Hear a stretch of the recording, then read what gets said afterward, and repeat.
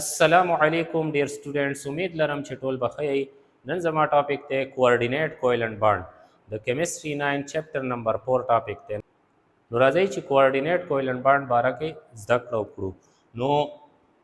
کوارډینیټ کویلنٹ بانډ څه ته وایي د دې پوره ډیټیل لپاره چې تاسو ځان له نوټس جوړ کړئ هغې لپاره خو سکرین شاټ وګورئ په هغې کې تاسو ته ډیفینیشن ریپرزنټیشن بیا ایکسپلینیشن او ایگزامپلز دا ټول هر څه پکې ما لیکلي دي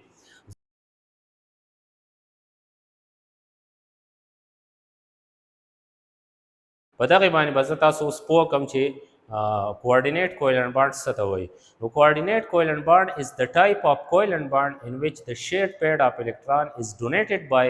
only one of the two bonded atom ډونیټ معنا دا ورکول یعنی دا هغه قسمه کویلنٹ بانډ دی چې شراکتي جوړه پکې صرف یو ایټم ورکړي د دې په ډیفینیشن ځان د پوه کولو لپاره به موږ له ایگزامپل پکاري فرض که یو ایگزامپل زه تاسو ته لیکم NH3 امونیا ده په دې کې د نایټروجن سره یو لون پیر لون پیر ما تاسو ته ویلو چې کم الکترون د بانډ نه پاتې شي بانډ کې استعمال نشي دغې ته لون پیر وایي ځکه چې نایټروجن سره ټوټل 5 الکترون دي نو 3 چې دی هایډروجن سره شریک کړي نو 2 پاتې شي نو دغه لون پیر دی چې کله H+ آین سره ریاکشن کوي H+ آین د any acid نه د راتلی شي فرض کوو HCl نه H2SO4 HNO3 نه هر یو نه نو داسې کار وشي چې دا NH3 چې کوم دی د نایټروجن د هایډروجن نه لالون پیر ورکي او دې نه جوړ شي NH4+ آین دې ته ایمونیم آین وایي د دې سټرکچر څنګه وي NH3 چې کوم دی ایمونیا د دې داسې سټرکچر درې هایډروجنو سره دې درې کویلنٹ بانډ جوړ کړي خو یو لون پیر ورسره پاتې شوی نو دا چې کله دی ټرانسفر کې هایډروجن آین ته نو د دې نه بیا ایمونیم آین جوړ شي او د هغې سټرکچر داسې دا چې کوم لون پیر د ټرانسفر کړه نو دا به موږ تیر سره ظاهر کو او د تیر نشان به هغې ایټم طرف ته کوم چې دا لون پیر اکسپټ کړی نو چونکې ګوره په دې باندې پلس چارج او په دې زیرو چارج نو 0 او +1 چې جمع کړي نو دې نه جواب سره راځي +1 نو په دې ټول مالیکول باندې به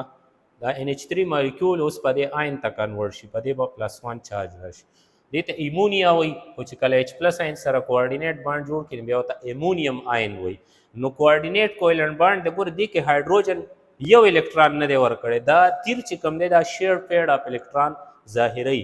دا چې کم ایټم الکترون ورکړي د ته ډونر وایي دا چې کم اغستی د ته ایکسپټر وایي صحیح ده که نه نو د دې په ایکسپلینیشن کې به موږ ووایو چې کم ایټم الکترون پرووایډ کوي د شیرینګ دپاره نو هغې ته ډونر وایي په آیونیک بانډ کې هم ایټم الکترون ورکوي خو هغه مکمل لاس کوي شیرینګ نه خو دې کې چې کوم دا الکترون دا شیرینګ دا دواړو سره حسابي په آیونیک بانډ کې چې هغه یو ایټم ورکړي بل اغستي نو دی او په هغې کې دا فرق دی صحیح شوه که نه کوارډینیټ کویلنٹ بانډ کې چې کوم دا الکترون ورکړي دا پوره جوړه ده او دا دواړو سره شریک وي او په آیونیک بانډ کې که یو ورکړي که دوه الکترون یې صحیح ده +2 آین کې دوه الکترون ورکوي نو هغه چې کوم دی هغه الکترون شریک نه وي هغه بس یو ایټم اغستی او بل ورکړي بیا د کوارډینیټ کویلنٹ بانډ ریپرزنټیشن نو اٹ از ریپرزنټډ بای ان ایرو د هیډ اف وچ از ټوورډز د ایکسپټر ایټم کوارډینیټ کویلنٹ بانډ چې کوم دی دا ایرو تیر سره ظاهریږي او د هغې تیر سر به چې کوم دی نو دا به ایکسپټر ایټم طرف ته صحیح شوه او کوارډینیټ کویلنٹ بانډ کې چې کوم دا ایټم الکترون ورکړي فرض کړئ یو بل اگزامپل زه تاسو ته لیکم NH3 او د BCl3 ایډیشن کمپاؤنډ ورته وایي ایډیشن کمپاؤنډ اف NH3 اینڈ BCl3 یا ساتئ په دې کوارډینیټ کویلنٹ بانډ کې یو ایټم ډونري بل ایکسپټري کم یو به ډونري کم به ایکسپټري نو جنرال خبره کو عام طور سره چې کم ایټم سره لون پیر اف الکترون نو دا ډونري صحیح شوه که نه جنرally those atoms which have lone pair of electron acts as donor atom دې کې نورې خبرې شته هغه به تاسو هایر کلاسز کې وایي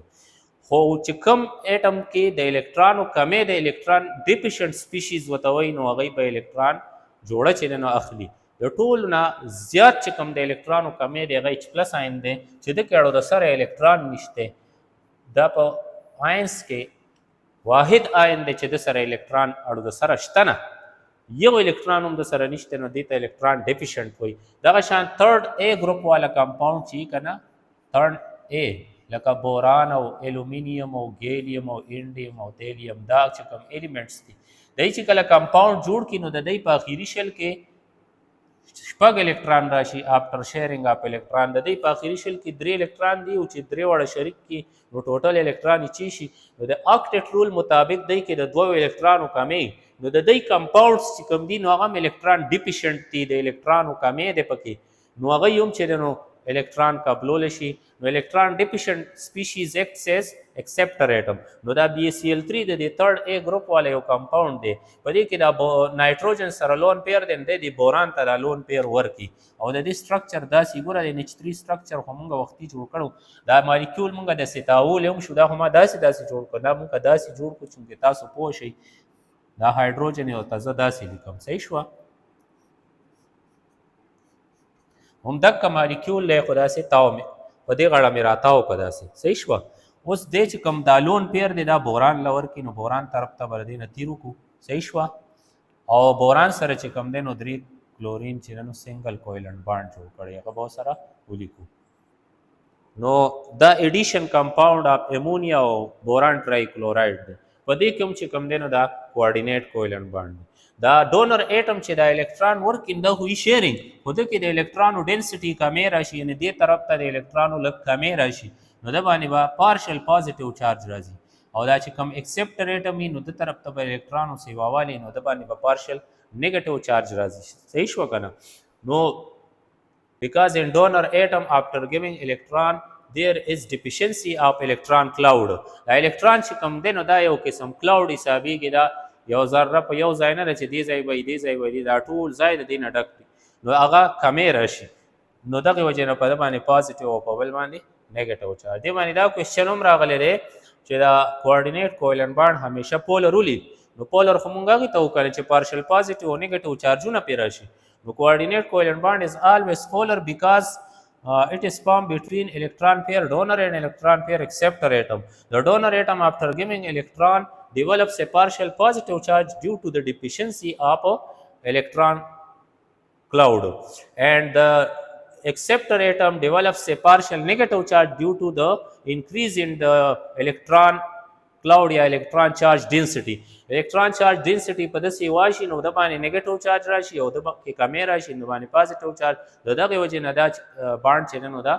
پولر وي همیشه نو دا کوارډینیټ کوولنټ بانډ از آلسو کالډ ډیټیو بانډ دی بانډ ته ډیټیو بانډ هم ویل شي دی دواړو کې هیڅ فرق نه ډیټیو بانډ یا کوارډینیټ کوولنټ بانډ دواړه یو شی دی او دینه چې کوم کمپاوند جوړ شي هغه ته کوارډینیشن کمپاوند وایي یا کوارډینیټ کوولنټ کمپاوندز ورته ویل شي صحیح شو نو دا کوارډینیټ کوولنټ بانډ او دا غي باره کې ډیټیل ان شاء الله نیکسټ ویډیوز پورې د الله پامان